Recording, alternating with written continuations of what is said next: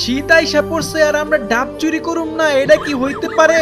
মামা খালি দেশ বাড়ির মালিক যেন টেন না পায়। আরে বেডা তুই চিন্তা করিস না, আমরা আছি না। বাড়ির মালিক যদি আইসা পড়ে তোরে ডাক দিমু, তুই নাইমা যাবি গা। মামা আমার কিন্তু ভয় লাগতাছে, যদি একবার ধরা খাইয়া যাই বাড়ির মালিক কিন্তু সবগুলারে কানে ধরাইবো, আবার সবারে বইলা দিব আমরা ডাবচুর।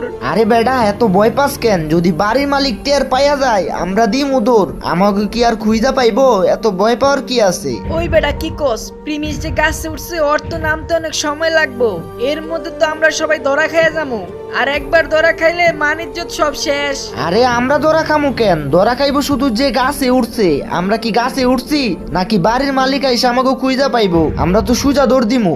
এই মামা তোরা কি নিচে আসছো? আমার রাইখা কিন্তু যাইস না, আমি কিন্তু তোদের ভরসায় উঠছি। এই বেটা আমার কাছে কে উঠছে রে? কার এত বড় সাহস আমার ডাব গাছে উঠছে? মামা পালা পালা পালা।